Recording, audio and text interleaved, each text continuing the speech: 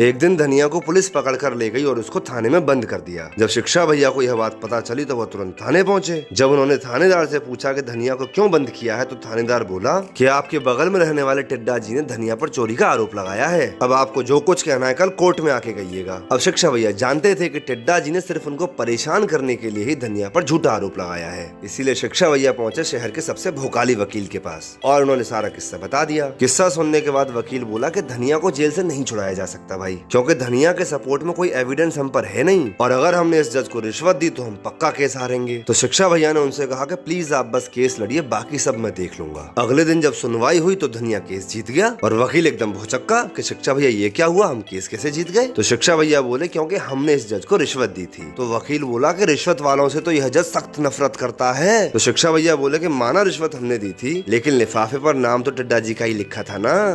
एक दिन हो रही थी मस्त झमाझम बारिश और बारिश देखकर धनिया का मन कराया चाय पकौड़े खाने का। अब घर में बेसन था नहीं तो धनिया ने थोड़ी देर कुछ सोचा, फिर वो एक छाता लेकर आया और चल दिया मार्केट बेसन लाने के लिए। अब दुकान पर पहुंचकर धनिया ने बेसन मांगा। अब दुकान वाले ने धनिया को बेसन तो दे दिया, लेकिन धनिया ने एक चीज नोटिस करी कि दुकान वाले के साथ साथ वहाँ पर जितने भी लोग थे ना वो सब धनिया को घूर रहे थे। धनिया को लगा कि आज शायद ज्यादा स्मार्ट लग रहा हूँ मैं, इसीलिए लोग घूर रहे हैं मुझे, और ऐसा सोच के धनिया बेसन लेके अपने घर की तरफ चल दिया। रास्ते में धनिया को मिले शिक्षा भैया चाय की टपरी पर चाय पीते हुए। अब शिक्षा भैया ने धनिया को देखा तो तुरंत बुला लिया, इधर आओ धनिया, इधर आओ। अब शिक्षा भैया ने नोटिस किया कि धनिया ने छाता तो लगा रखा है लेकिन धनिया फिर भी भीगा हुआ है, क्योंकि धनिया के छाते में एक होल हो रखा था। तो शिक्षा भैया ने पूछा कि धनिया तू होल वाला छाता लेकर क्यों घूम रहा है? तो धनिया बड़े प्यार से बोला, शिक्षा भैया इस छाते में होल थोड़ी ना था, वो तो मैंने खुद किया है, जिससे कि जब बारिश बंद हो जाए तो मुझे पता चल जाए, नहीं तो मैं बंद बारिश में भी छाता लगाऊंगा तो लोग मजाक उड़ाएंगे ना मेरा।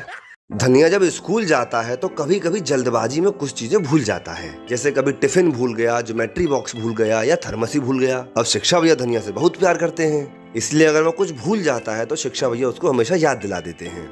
तो धनिया एक दिन सेंटी हो जाता है और सोचता है कि यार शिक्षा भैया को ना मेरे चक्कर में कितना परेशान होना पड़ता है, और वो मेरे को भुलक्कड़ भी समझते होंगे, अब नहीं बोलूंगा कल से कुछ भी मैं। तो उस दिन धनिया जब अपने कमरे में सोने के लिए जाता है तो वह उन सारे आइटम्स की लिस्ट बना लेता है जो उसको स्कूल लेकर जाने चाहिए। अब अगली सुबह जब धनिया उठता है तो वह उस लिस्ट को देखता है और उसके हिसाब से सारे आइटम्स को साथ ले लेता है और तैयार होकर बाहर आ जाता है और स्कूल बस का वेट करने लगता है।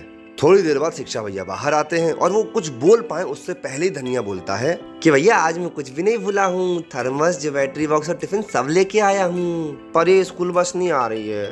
तब शिक्षा भैया बोलते हैं कि बस आएगी भी नहीं धनिया, क्योंकि तू ये भूल गया है कि आज संडे है।